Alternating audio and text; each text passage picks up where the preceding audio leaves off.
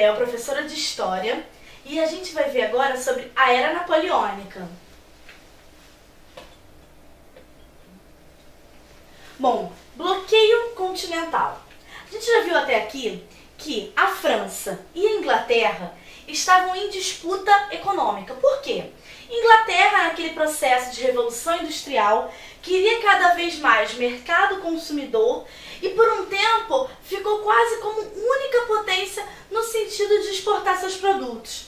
A gente já viu também que o Napoleão Bonaparte, quando chega ao poder, consegue rearrumar a economia, né? A economia francesa, ela vai num crescente cada vez maior, o que fica a Inglaterra em choque. Então, para tentar desestabilizar a Inglaterra, porque assim, Napoleão sabia que era muito difícil derrotar a Inglaterra por meio de guerra, porque a Inglaterra tinha uma frota naval poderosíssima, era visto quase como invencível. Então, qual a forma que vai desestabilizar? Se o ponto forte da Inglaterra são seus produtos, né, por causa dessa revolução industrial, vamos fazer com que ela não consiga ter para quem vender. E aí, bloqueio continental. O próprio nome está dizendo, você está bloqueando o continente. Você está impedindo que a Inglaterra faça comércio, né, faça trocas comerciais com qualquer país da Europa. Em 1805, a marinha francesa tenta invadir a Inglaterra, mas foi vencida pela esquadra inglesa. É o que eu estou falando, né? Há uma tentativa de vencer a Inglaterra, só que a França é derrotada. Em menos de 2 anos, a Áustria, Prússia e Rússia, aliados da Inglaterra, caíram sob o domínio napoleônico. Mas e a Inglaterra? E aí, como é que a gente vai fazer para vencer a Inglaterra? É isso que é o bloqueio continental. Nenhum país europeu poderia comercializar com a Inglaterra, já que eu não posso ganhar, né, frente a frente, já que eles têm uma esquadra muito poderosa, então vamos cortar esse comércio com a Inglaterra. Inicialmente, o bloqueio continental parece dar certo, mas a Inglaterra continua a ter entrada na Europa por diversos pontos, até mesmo por Portugal. É o seguinte, o que acontece? Você decreta que não pode comercializar, mas as trocas comerciais da Inglaterra com os outros países era muito grande, era muito intensa. Então, o que a princípio poderia dar certo, teve uma diminuição nessas trocas, depois foi se vendo que não tinha surtido muito efeito, porque de fato continuava a ter essas trocas comerciais. E aí o exemplo que é mais emblemático disso é Portugal, que continua fazendo trocas com a Inglaterra. Então, quando Portugal continua a fazer trocas, Napoleão fala, então tá, você quer furar o bloqueio continental? Vamos invadir. Teve a invasão a Portugal. Quando Napoleão fala que vai invadir Portugal, a corte portuguesa acaba fugindo para o Brasil. Para fugir o quê? Dessa invasão de Napoleão. Já o povo luso, ele reage à ocupação francesa com a ajuda da Inglaterra. Então a corte vem para o Brasil e os portugueses que ficaram ali tentaram resistir a essa invasão de Napoleão com a ajuda da Inglaterra. Os espanhóis também tiveram que lutar para expulsar as forças napoleônicas de seu território, que era governado pelo irmão de Napoleão, José Bonaparte. E aí, em 1812, o Império de Napoleão atinge a maior expansão. Pensa o seguinte, a vinda da família real, né, de Portugal aqui para o Brasil foi em 1808. E aí você está vendo que em 1812, ou seja, depois disso, Napoleão tinha conseguido que o Império se expandisse ao máximo que ele teve. Então o bloqueio continental serviu nesse sentido de tentar um pouco neutralizar as forças da Inglaterra para que a França conseguisse cada vez mais crescer. Olha só, esse mapa vai mostrando o que seria o bloqueio continental. Essa corzinha aqui, mais escura, é a França e suas possessões diretas, ou seja, o que seria o Império Francês, né? Esse daqui, mais clarinho, são os países dependentes, tá vendo? São os países que estão diretamente ligados à França e que estão precisando, que fazem parte, né, dessa dependência daqui. Em rosinha são as vitórias de Napoleão. Você vê que Napoleão conseguiu muitas vitórias. Aqui, né, as derrotas. E o bloqueio continental. Então você vê, bloqueio continental bloqueando o continente. Aqui está a Inglaterra, né? Então é como se não pudesse daqui vir nada pra cá, pra cá, pra cá, pra cá. Não pode sair produto daqui, como se fosse mesmo uma linha imaginária bloqueando o continente para os produtos ingleses. Mas aí, gente, você fala assim, pô, Napoleão estava se expandindo, a economia foi bacana, então todo mundo gostava de Napoleão? Não bem assim. Muitas críticas ao governo de Napoleão. Tinha críticas internas, né, de dentro da França. Ele era duramente criticado, principalmente por causa das guerras que mataram milhares de franceses. Quando você pensa o militarismo, essa questão da expansão, você pensa que é guerra. Se tem guerra, tem soldado. Se tem soldado, tem morte. E aí ninguém fica muito feliz vendo seu irmão, seu pai, todo mundo morrendo. Além disso, ele era acusado de sufocar o ideal de liberdade na Revolução Francesa. Não podemos perder de vista que o início desse processo foi lá em 1789, com Liberté, Égalité, Fraternité. Estamos lutando por liberdade, por igualdade, por fraternidade. Só que quando ele entra, ele institui a censura. Uma série de medidas dele que vai o quê? Vai de encontro àqueles ideais lá do início da Revolução. A Revolução que tanto movimentou os franceses e que tanto influenciou no mundo inteiro.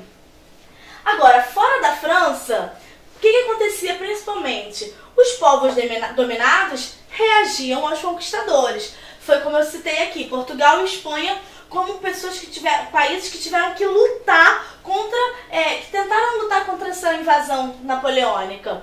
E o bloqueio continental não surtiu o efeito desejado. E aí vamos lá, de novo pensar nisso. Primeiro, porque a Inglaterra continuava a vender seus produtos na Europa e América. Então o bloqueio continental seria para a Europa, mas vamos lembrar que a América também era uma fonte muito grande de escoamento dos produtos ingleses. Segundo, as nações agrárias, como a Rússia. O que são as nações agrárias? São aquelas que são pouco desenvolvidas na questão industrial. Então, se eu não tenho uma indústria muito desenvolvida, eu preciso comprar esses produtos industrializados de quem já tem, das nações que já têm esse grau de desenvolvimento. No caso, a Inglaterra. Então, não tem como suportar, segurar por muito tempo, não fazer comércio, porque simplesmente eles não tinham. Eles tiveram prejuízos e romperam o bloqueio continental. Aí a gente vai começar agora a ver a queda de Napoleão, né? Que não foi assim, bum, de uma vez só.